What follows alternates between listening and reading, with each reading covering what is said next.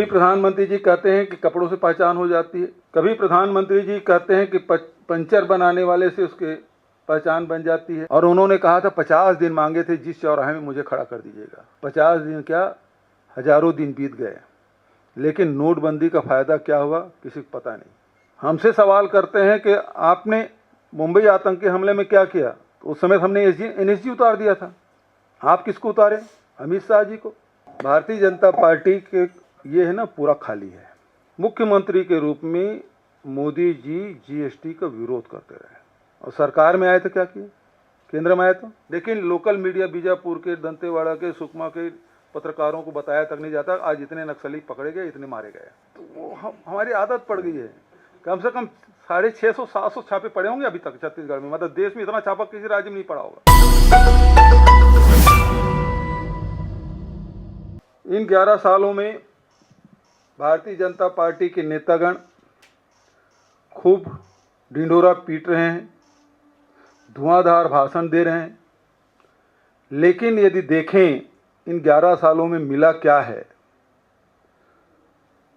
तो एक एक योजनाएं पूरी तरह से विफल और धुआं धुआं हो चुका है।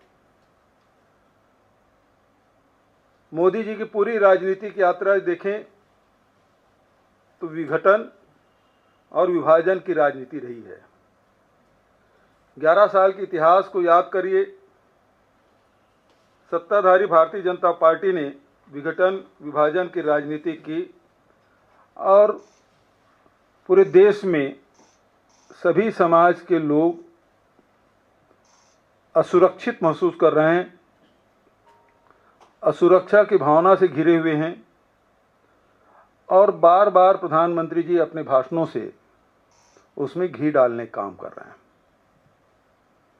कभी प्रधानमंत्री जी कहते हैं कि कपड़ों से पहचान हो जाती है, कभी प्रधानमंत्री जी कहते हैं कि पंचर बनाने वाले से उसके पहचान बन जाती है,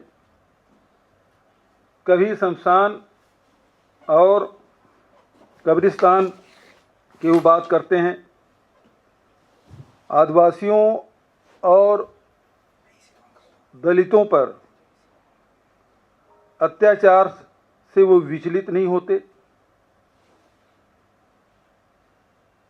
लोगों को अपमान करने में उनको बड़ा मजा आता है। उनके लोग चाहे दलितों को अपमानित करें, प्रताड़ित करें, आदिवासियों को प्रताड़ित करें, महिलाओं को प्रताड़ित करें और तो और सेना के अधिकारियों को भी यदि अपमानित करें तो उनके खिलाफ वो कोई कार्रवाई नहीं करते। विकास की झूठी कथा देश के सामने परोसा जाता है, आंकड़े में हेर फेर करके वो बताने की कोशिश करते हैं कि हमने इतना विकास किया और झूठे आंकड़े वो पेश करते हैं। स्थिति आपने देखा कि किस प्रकार से अभी कुंभ हुआ, महाकुंभ हुआ और बताया गया कि उसमें केवल 31 मौतें हुई, जबकि बीबीसी की रिपोर्ट ये कहती है कि 82 लोगों की मौतें हुई और 26 लोगों को नगद भुगतान करके उसे चुप करा दिया गया। उसी प्रकार से नोटबंदी की घटना आप देखें। नोटबंदी में उन्होंने दावा किया था 500 और 1000 के नोट बंद करके उन्होंने कहा कि काले धन वापस आएंगे, पूरे देश को लाइन में लगा दिया। कितने लोगों की जानें चली गई, कितने लोग के पास पैसा नहीं था, इलाज के बिना लोगों की मृत्यु हो गई। कितने ऐसे नौजवान हैं जो इंटरव्यू के लिए जाना चाहते थे, जाने के लिए उनके पास पैसे नहीं थे, शादी ब्याह तक के रूप प्रभावित हुआ था। और उन्होंने कहा था 50 दिन मांगे थे, जिस चौराहे में मुझे खड़ा कर दीजिएगा। 50 दिन क्या, हजारों दिन बीत गए, लेकिन नोटबंदी का फायदा क्या हुआ किसी को पता नहीं। 99.3% राशि रकम आरबीआई में जमा हो गया। ये दावे खोखले हैं कि काला धन वापस आएगा। उन्होंने ये भी कहा था कि नक्सलवाद और आतंकवाद की कमर टूट जाएगी, लेकिन दावे के विपरीत घटनाएं घट रही है। वैश्विक महामारी कोरोना जब आया तब उसे लड़ने के लिए, कोरोना से लड़ने के लिए न इनके पास दवाई उपलब्ध था, न ऑक्सीजन उपलब्ध था, बल्कि पूरे देश के लोगों को ताली बजाने के लिए, थाली बजाने के लिए, मोमबत्ती जलाने के लिए कहा। 21 दिन का लॉकडाउन उन्होंने अचानक घोषित कर दिया। पूरे शहर के लोग अपने अपने प्रदेशों में लौटने के लिए बाध्य हो गए। इसी दिल्ली में लाखों लोग सड़कों पे थे, बॉम्बे में लाखों लोग सड़कों पे थे। गुजरात से आने के लिए कोई ट्रेन नहीं था, न बस मिल रहा था। पैदल चलते चलते कितने लोगों की जानें चली गई। बिना इलाज के कितने लोग काल कवलित हो गए। शमशान घाट में कतारें लगी थी। गंगा किनारे में लाशें पटी हुई थी। और ये नमस्ते ट्रम्प कर रहे थे उस समय। मध्य प्रदेश की सरकार उनको बनानी थी, इसलिए वो कोई कार्रवाई नहीं कर रहे थे। सेकंड फेज के लॉकडाउन की बात करें तो बिना विचारे लॉकडाउन जो लगाया उस समय हमारे नेता राहुल गांधी जी ने सचेत भी किया था, इससे दूरगामी परिणाम होंगे, बिना तैयारी के इस प्रकार से न करें। लेकिन कहाँ मानने वाले, कहाँ सुनने वाले। स्थिति देखें कि जो आंकड़े हैं उससे कई गुना ज़्यादा लोगों की मौतें हुई। वैक्सीन लाया गया, वैक्सीन का खूब प्रचार किया गया और उस सर्टिफिकेट में अपना फोटो भी छपवाए। लेकिन स्थिति ये है कि पोस्ट कोविड भी लोगों की मौतें हो रही है, उसका कोई अध्ययन नहीं है। जवान लड़के लड़कियां जिम में एक्सरसाइज करते हुए लोगों की मौत हो रही है। शादी के समय फेरे वरमाला डालते डालते लोगों की मौत हो रही है। ये स्थिति पूरे देश में है और अभी भी पोस्ट कोविड की जो समस्या है उससे जूझ रहे हैं, लेकिन उसका कोई निदान नहीं है। तीसरी बात यह है कि भारत की अपनी विदेश नीति रही है और उस विदेश नीति नेहरू जी से लेके मनमोहन सिंह जी तक जो विदेश नीति उसमें कोई परिवर्तन नहीं आया और इस कारण से पूरी दुनिया में भारत के आवाज़ को बड़ी गंभीरता से सुनते भी थे और उसको उसके हिसाब से लोग जुड़ते भी थे। लेकिन अभी जो हाल की जो घटना घटी, जो आतंकवादी घटना हुआ और आतंकवादी घटना के पूरे देश ने, दुनिया ने उसकी आलोचना की। लेकिन ऑपरेशन सिंदूर के बाद स्थिति ये है कि कोई भी बड़े राष्ट्रों को छोड़ दीजिए, छोटे छोटे देश हैं वो भी हमारे साथ नहीं खड़े थे। पाकिस्तान तो हमारा विरोधी शुरू से रहा, दुश्मन देश रहा है। लेकिन हमारे पड़ोसी जितने भी देश हैं, चाहे वो नेपाल हो, भूटान हो, चाहे वो बांग्लादेश हो, चाहे श्रीलंका हो, कोई हमारे साथ खड़ा नहीं हुआ। और ऊपर से स्थिति ये कि जो कहते थे पापा ने वार रुकवा दी, स्थिति ये है कि जब भारत पाकिस्तान का ऑपरेशन सिंदूर हो रहा था, लड़ाई चल रही थी, उस समय अमेरिका आधा घंटा पहले अमेरिका के राष्ट्रपति ट्वीट करते हैं और कहते हैं कि मैंने सीज फायर करवा दिया। और एक बार नहीं 11 बार, न केवल मीडिया के माध्यम से बल्कि अमेरिका के कोर्ट में भी उन्होंने हलफनामा दायर के गवर्नमेंट के तरफ से कि हमने सीज फायर कराया और व्यापार की धमकी देकर रुकवाया। पूरा देश सन्नाटे में था, अपमानित महसूस कर रहा था कि आज तक के भारत कभी दूसरे देशों की मध्यस्थता स्वीकार नहीं किया। एक झटके में भारत का स्वाभिमान तार तार हो गया। प्रधानमंत्री जी चुनाव के समय खूब बोलते हैं, लेकिन ऐसे समय में चुप्पी साध लेते हैं। एक बार भी अमेरिका के राष्ट्रपति के बयान का उन्होंने खंडन नहीं किया। लगातार वो बोलते रहे, अपमानित करते रहे, लेकिन एक बार भी बोलने की हिम्मत, साहस वो नहीं दिखा पाए। आखिर क्या मजबूरी थी कि वो बोल नहीं पा रहे हैं। तो ये स्थिति ऑपरेशन सिंदूर के बाद पूरी दुनिया से हम अलग थलग पड़ गए हैं। इसके पहले तो पूरा विश्व गुरु बन के घूमते थे। जितने देश वो घूमे हैं प्रधानमंत्री जी, उसमें से 1/4 देश भी समर्थन में खड़ा हो जाता ऑपरेशन सिंदूर में, वो तक नहीं हुआ। ये बेहद दुर्भाग्यजनक स्थिति। संवैधानिक संस्थाओं का जिस प्रकार से दुरुपयोग इन 11 वर्षों में हुआ है, जो संवैधानिक संस्थाएं प्रजातंत्र को मजबूत करने का काम करती है, यदि विधायिका या कार्यपालिका कोई गलत कदम उठा ले तो न्यायपालिका में हम लोग जाते थे कंप्लेन करने के लिए। अनेक संस्थाएं बनी हुई थी, चाहे वो ईडी हो, आईटी हो, सीबीआई हो, डीआरआई हो, सारी संस्थाएं, एनआईए हो, जहां इस प्रकार से गतिविधियां होती थी, इन संस्थाओं के माध्यम से चाहे वो भ्रष्टाचार रोकने की बात हो, चाहे आतंकवादी गतिविधियों को रोकने के काम हो, वो सारी चीज़ें की जाती थी।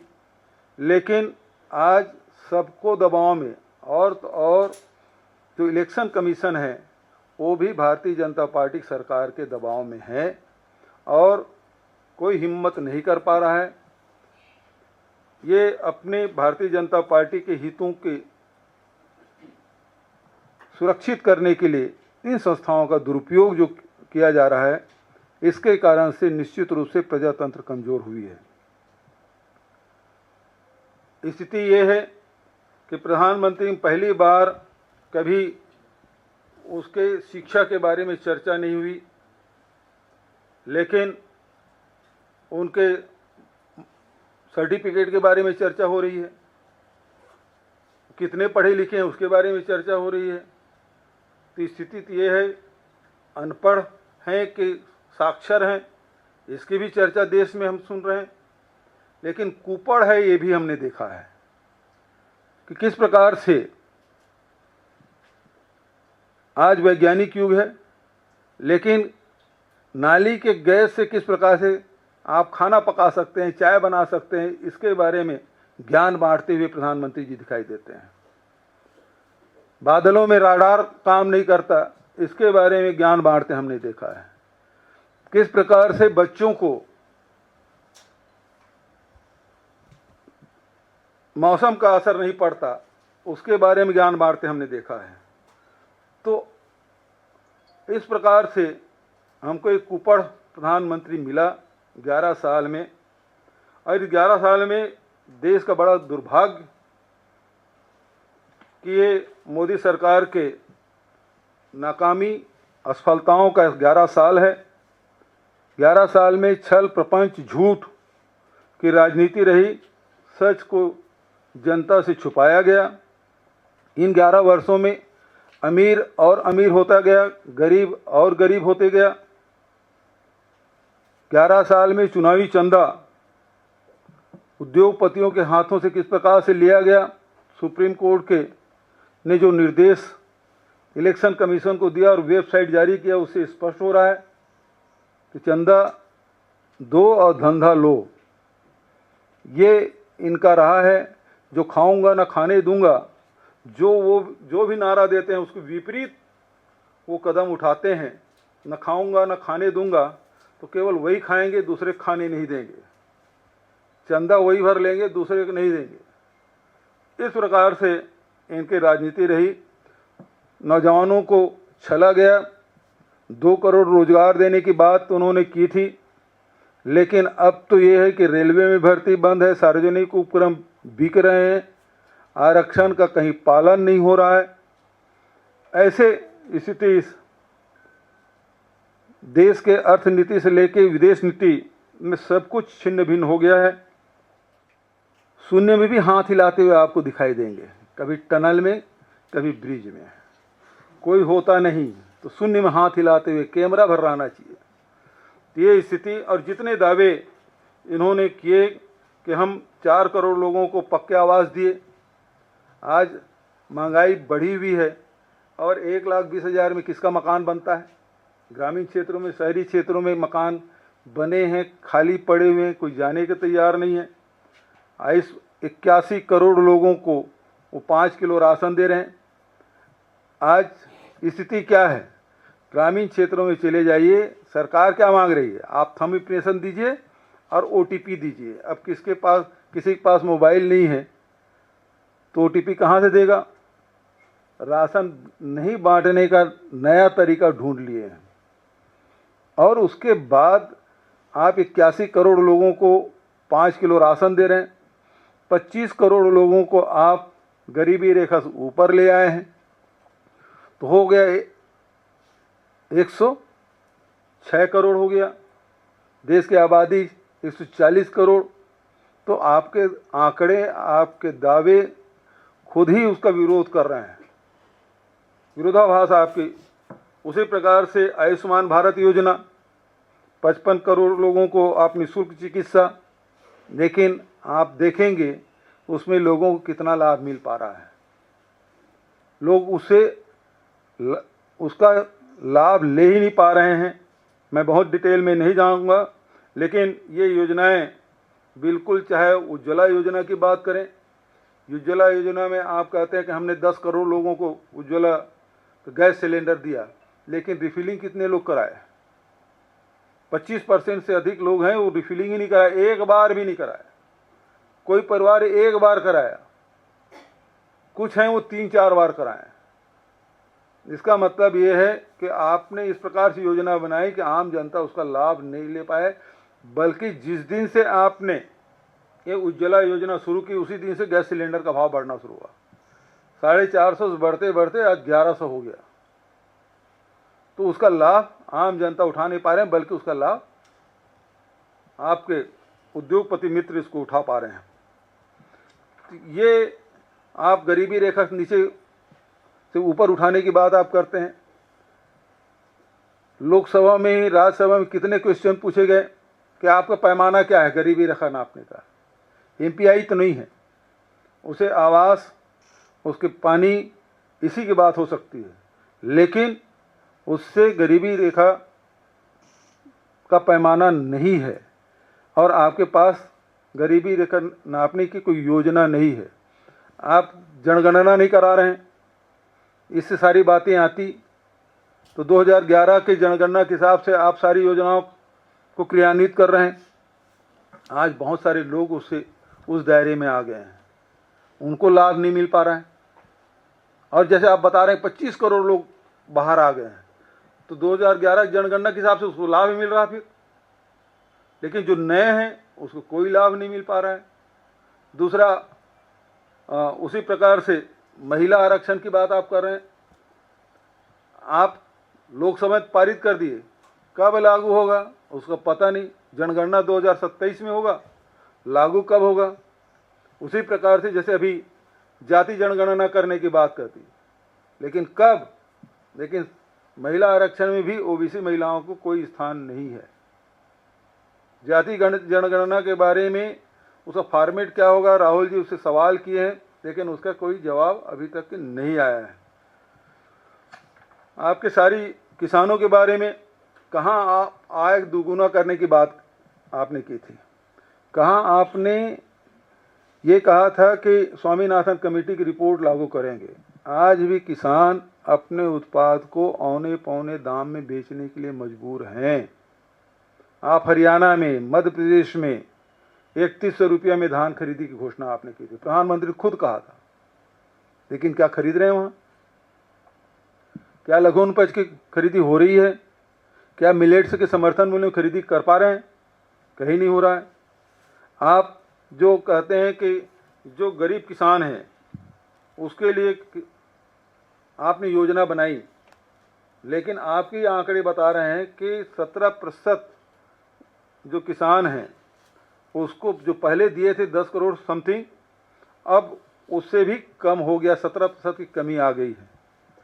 आज स्थिति ये है कि देश में किसान, अब चूंकि बारिश मानसून आ गया है, केरल में प्रवेश कर गया है, जून का महीना है, खेती किसानी से जुड़े हुए लोग हैं, डीएपी नहीं मिल रहा है पूरे देश में। डीएपी खाद जो किसानों को सबसे प्रिय खाद है, जो किसान सबसे ज़्यादा पसंद करते हैं, डीएपी और यूरिया, तो आप डीएपी उपलब्ध नहीं करा पा रहे हैं। कई राज्यों में आपको बीज उपलब्ध नहीं करा पा रहे हैं। तो आप कृषि को हतोत्साहित करने का काम कर रहे हैं। फसल बीमा योजना, आप अपने मित्रों को लाभ पहुंचा रहे हैं। 30% कृषि ही इसमें कवर हुआ है और बीमा की राशि भी 6 महीने से 12 महीने मिलने में लग रहा है। अभी कितने ही राज्यों में ओले गिरे, बेमौसम बारिश हुई, उसमें फल सब्जी गर्मी फसल बर्बाद हुआ, बीमा का कोई लाभ नहीं मिला है। तो आप जो जितनी भी योजना आप बता रहे हैं, शौचालय की बात आप करते हैं, जिन जिलों को, जिन गांवों को आपने ओडीएफ प्लस घोषित किया हुआ है, आज भी खुले में शौच करने के लिए मजबूर है। कारण बहुत सारे हो सकते हैं, लेकिन महत्वपूर्ण कारण ये है कि पानी की कमी। आपने शौचालय तो बना दिया, पानी है ही नहीं। यदि मैदान में जाते हैं तो 1 लोटा पानी लगेगा, लेकिन यदि आप टॉयलेट में जाते हैं तो 5 लीटर पानी लगेगा आपको। पानी है ही नहीं। उसी प्रकार से नल जल योजना भी आपका असफल साबित हुआ। नल जल योजना, टंकी तो बन गया, पाइपलाइन बिछा नहीं, पाइपलाइन लग गया तो टोटी नहीं, टोटी लग गया तो उसमें हवा निकल रहा है, पानी नहीं आ रहा है। आज भी गांव में टैंकर चलाने के लिए बाध्य हो गए, क्योंकि नए ट्यूबवेल हो नहीं रहे, क्योंकि नल जल योजना आपने शुरू कर दी। तो जैसे पहले सरकारें, राज्य सरकारें ट्यूबवेल करने की व्यवस्था करती थी, भारत सरकार भी ट्यूबवेल करने के लिए पैसा देती थी, अब वो योजना बंद कर दी है। आप जैसे उज्ज्वला योजना शुरू कर दिए तो केरोसिन गरीब लोगों को एक बहुत सस्ता साधन होता था, उसको आपने बंद कर दिया। केरोसिन नहीं मिल रहा है, उज्ज्वला गैस भरा नहीं रहे। उसी प्रकार से अब नल जल योजना आपने शुरू कर दी, पानी आ नहीं रहा है, हैंड पंप आप दे नहीं रहे, पुराने पंप यदि खराब हो गए तो आम आदमी उसमें परेशान हो रहा है। तो ये स्थिति आपकी है। धारा अनुच्छेद 370 की सफलता की गुणगान खूब आपने किया, लोग आप पे विश्वास किए और घूमने कश्मीर गए, कोई सुरक्षा व्यवस्था नहीं, 26 लोग मारे गए, अपराधी आज तक पकड़े नहीं गए। मैंने पिछले पत्रकार वार्ता में प्रश्न कर दिया था, आपके प्रश्न से उत्तर मैंने दिया था कि सिंदूर ऑपरेशन कितना सफल। मैंने ये उत्तर दिया कि 4 आतंकवादी नहीं पकड़े गए हैं, तो इसको सफल कैसे मानेंगे। सुरक्षा व्यवस्था नहीं थी, क्योंकि वहाँ वो केंद्र शासित राज्य है, इसलिए सारी जिम्मेदारी केंद्र सरकार की है, चाहे पुलिस व्यवस्था हो, चाहे सुरक्षा व्यवस्था हो। चूँकि कश्मीर है इसलिए अर्धसैनिक बल भी है, सेना भी है, सब कुछ है। हमसे सवाल करते हैं कि आपने मुंबई आतंकी हमले में क्या किया, तो उस समय हमने एनएसजी उतार दिया था। आप किसको उतारे? अमित शाह जी को। अमित शाह जी उतरे, लेकिन 4 आतंकवादी पकड़े नहीं गए। वहाँ एनएसजी उतारे, सारे आतंकवादी मारे गए और कसाब पकड़ा गया, वो उसको बाद में फांसी हो गई। लेकिन आप अमित शाह को उतार दिए, तो जिम्मेदारी तय करनी पड़ेगी और अमित शाह जी को इस्तीफा देना पड़ेगा। वो तो इस्तीफा नहीं दिए, लेकिन मेरे यहाँ छत्तीसगढ़ में करीब 55 छापे पड़े उस बयान के बाद। आज फिर से पत्रकार वार्ता कर रहा हूँ तो फिर से कोई संभावना बनती है। क्या एमपीआई पैमाना है? एमपीआई के बारे में यही कहा जाता है कि भाई जो आवास है, जल है, इसके बारे में अध्ययन होता है। उसमें गरीबी, उसके जीवन स्तर के अध्ययन नहीं होता। एमपीआई पैमाना नहीं है। और लोकसभा राज्यसभा में 16 बार सवाल पूछे गए, लेकिन कोई जवाब सरकार की तरफ से नहीं थे। 25 करोड़ आंकड़े क्या हैं, कहाँ से आ गए? 370 तो इन्होंने हटा दिया, इनके एजेंडे में था। लेकिन राज्य का दर्जा क्यों छीन लिया आप? जम्मू कश्मीर तो पूर्ण राज्य था और भौगोलिक दृष्टिकोण से बड़े राज्यों में से एक है। यदि राजस्थान, उत्तर प्रदेश, मध्य प्रदेश की बात करें तो उसी के बराबर भौगोलिक क्षेत्रफल आएगा। उसको आपने राज्य का दर्जा छीन लिया। और राज्य का दर्जा छीन लिया तो सुरक्षा व्यवस्था आपकी थी, जिम्मेदारी आपकी थी, तो जिम्मेदार कौन है? सवाल तो यही है कि वहाँ 2000 लोग थे, सैलानी वहाँ थे, सुरक्षा के लिए एक जवान भी नहीं था। घटना घटी, 40-45 मिनट तक के पूछ पूछ के गोली मारते रहे। उसके बाद आपका एक्शन क्या रहा? क्या उस एरिया वैली को चारों तरफ से घेर लिया गया? आतंकवादी को पकड़ने के लिए आपने क्या कदम उठाए? और गृह मंत्री जी के जाने क्या औचित्य है? कोई औचित्य है? गृह मंत्री जी गए, उस मैदान में गए, घाटी के ऊपर में जो मैदान है वहां गए, क्या हुआ? क्या 4 आतंकवादी पकड़े गए?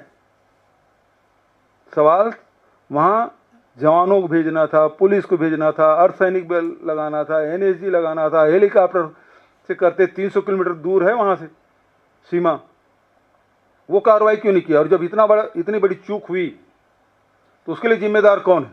भारतीय जनता पार्टी के ये है ना, पूरा खाली है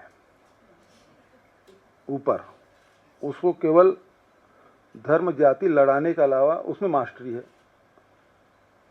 कैसे जातियों में लड़ाना है, कैसे धर्म में लड़ाना है, उसकी मास्टरी है। लेकिन योजना कैसे बनाना, उसको लागू कैसे करना, उसमें वो जीरो है। मुख्यमंत्री के रूप में मोदी जी जीएसटी का विरोध करते रहे, और सरकार में आए तो क्या किए? केंद्र में आए तो जीएसटी लगाया, आधा रात को लोकसभा में पारित कराया, दूसरी आजादी। तो जीएसटी को उस समय विरोध कर रहे थे, अब क्यों? दूसरा, उन्होंने कहा कि जैसे जैसे रुपये का मूल्य गिरता है वैसे वैसे प्रधानमंत्री की प्रतिष्ठा गिरती है। अब क्या हो रहा है? तीसरा, आप जाति जनगणना की बात आपने कही। इसके पहले भारतीय जनता पार्टी के नेताओं को बयान देख लीजिए और प्रधानमंत्री को बयान दीजिए। वोट लेने के लिए तो कहते थे मैं भी पिछड़े वर्ग का हूं, मैं अति पिछड़े वर्ग का हूं, वोट लेने के लिए। और बयान क्या देते हैं? इस देश में 2 ही जातियां हैं, एक गरीब, एक अमीर। राहुल गांधी जी लगातार जाति जनगणना की बात करते उपहास उड़ा रहे थे। जब देश में माहौल बना जाति जनगणना का तो उन्होंने घोषणा कर दी। लेकिन जो राहुल गांधी कर रहे हैं, जाति जनगणना केवल एक कॉलम जाति के लिख देने से काम नहीं चलेगा। उसे उस व्यक्ति के, उस परिवार के, उस जाति के सामाजिक, शैक्षणिक, आर्थिक, राजनीति में उसकी हिस्सेदारी, सरकारी नौकरी है या प्राइवेट नौकरी, ये सारी चीज उसमें आना चाहिए। तो आर्थिक स्थिति, सामाजिक स्थिति, राजनीतिक स्थिति, इसका भी आकलन उस जाति जनगणना में होना चाहिए। देखिए, नक्सलवाद तो एक रेड कॉरिडोर था। आपने देखा होगा कि नेपाल से चलते हुए आपको केरल तक के वो रेड कॉर्नर बनाए थे। लेकिन बिहार में नक्सलवाद समाप्त है, झारखंड में भी बहुत कमज़ोर हो चुका है, छत्तीसगढ़ में पहले से सिमटा हुआ है, तेलंगाना में कोई घटनाएं नहीं होती, उड़ीसा में भी अब सीमित हो गए हैं, मध्य प्रदेश के कुछ हिस्से में दिखाई देते हैं, महाराष्ट्र में कुछ हिस्से में दिखाई देते हैं, गढ़चिरौली और चंद्रपुर का इलाका। लेकिन सवाल इस बात का है कि जब आप डेडलाइन, आपने तारीख तय कर दी, लेकिन इसकी सारी योजनाएं उस प्रकार से हुई क्या? 2022 में सबके पास आवास हो जाएगा, हुआ? नहीं हुआ। तो ऐसी बहुत सारी घोषणाएं लोग करते रहते हैं। लेकिन आज जो छत्तीसगढ़ में हो रहा है उसके बारे में जानकारी दे रहा हूं। राहुल जी ने मुझे भेजा हुआ था, मैं 3 दिन वहां रह के आया भी था। स्थिति ये है कि अकेले बीजापुर, सुकमा और दंतेवाड़ा जिले से 30 से 40 हजार नवयुवक युवती प्रदेश छोड़ के दूसरे प्रदेश पलायन कर गए। उसका कारण है, जबरिया उन लोगों को चिन्हित करके या तो पुलिस एफआईआर कर रही है उनके खिलाफ बिना कोई कारण के, या एनआईए एफआईआर दर्ज कर रही है, एनआईए केस बना रही है। सैकड़ों की तादाद में, यदि हजारों हो तो मैं नहीं कह सकता, क्योंकि अब कोई नक्सली पकड़ा जाता है, बड़े वाली बात छोड़ दीजिए, गांव में कोई नक्सली पकड़ा जाता है तो न मीडिया वाले को बताया जाता है, लोकल मीडिया को तो बिल्कुल ही नहीं बताते हैं। दिल्ली वालों के लिए जाकर भले दिखा देते हैं, अलग बात है, लेकिन लोकल मीडिया बीजापुर के, दंतेवाड़ा के, सुकमा के पत्रकारों को बताया तक नहीं जाता आज इतने नक्सली पकड़े गए, इतने मारे गए। तीसरी बात यह है, एनआईए की कार्रवाई ये हो रहा है कि पिछले 1-1.5 साल से जब से सरकार बदली है तब से एनआईए की गतिविधियां बढ़ी है और सैकड़ों की तादाद में केस बनाए हैं, और 15 केस ऐसे हैं जिसका फैसला हो चुका है और वो बाइज्जत बरी हो गया। तो ये एनआईए के दबाव में और पुलिस के दबाव में वहां के नौजवान हैं वो प्रदेश छोड़ने के लिए बाध्य हो रहे हैं। फर्जी इनकाउंटर भी हुए हैं और वहां के लोग अब उनके आजीविका साधन क्या है, गरीब लोग हैं। मनरेगा सरकार ने बंद कर दिया है, तेंदुपत्ता बेचते थे वो बंद कर दिया है। तो अब मैं भोपालपट्टनम तक गया था, बिल्कुल मतलब तेलंगाना का बॉर्डर है, वहाँ छोटे हाथी में भर के वो या तो महाराष्ट्र जा रहे हैं या तेलंगाना जा रहे हैं या आंध्र प्रदेश जा रहे हैं रोजगार की तलाश में। रोज जा, नज़दीक में है तो रोज आ जाते हैं, लेकिन अधिकांश लोग नौजवान लड़के लड़कियां प्रदेश छोड़ के चले गए हैं। ये स्थिति इस सरकार की है कि आप जबरदस्ती पकड़ रहे हैं सैकड़ों तादाद में। हमारे सरकार में जो निर्दोष लोग जो बंद थे उसको छुड़वाने का काम हमने किया था, आज फिर से सैकड़ों लोग जेल में बंद कर दिए। आंकड़े दे नहीं रहे, हमको तो मीडिया के माध्यम से पता चलेगा ना, तो मीडिया को भी जानकारी नहीं दे रहे कितने आपने नक्सली पकड़े। जो लोकल मीडिया या जगदलपुर के संभाग मुख्यालय देते थे या जिला मुख्यालय देते थे, लेकिन अब देना बंद कर दिया है। अब वो उनसे पूछना चाहिए, क्योंकि मैं जब भी इस प्रकार से बयान दिया हूँ सरकार के जिसमें उसको जवाब देने में तकलीफ हुई है, जो आम जनता से जुड़ा हुआ है, ऐसे सवाल पूछने पे जरूर हमारे यहाँ रेड पड़े हैं।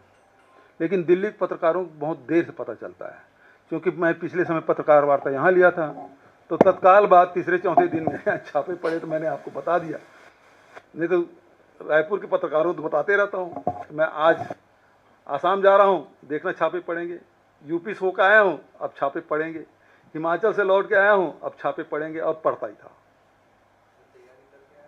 तो वो हमारी आदत पड़ गई है। कम से कम 650-700 छापे पड़े होंगे अभी तक छत्तीसगढ़ में, मतलब देश में इतना छापा किसी राज्य में नहीं पड़ा होगा। एक डायरेक्ट जो पैसा देने के जो है ना, इसका भी विरोध ये लोग किए थे और गलत व्याख्या कर रहे हैं। राजीव जी ने कहा कि हम दिल्ली से भेजते हैं, वो राज्य सरकार के जाता है, वो राज्य सरकार फिर संभाग में भेजते हैं, जिले में भेजते हैं, तो जितने भी हमारे जिन एजेंसी में जाते हैं तो अपना जो खर्चा होता है वो काटते हैं। भाई कोई इंजीनियर लगा है, कोई सब इंजीनियर है, तो तनख्वाह भी उसमें शामिल हो जाता है। करते करते होता है कि 15 पैसा पहुंचता है।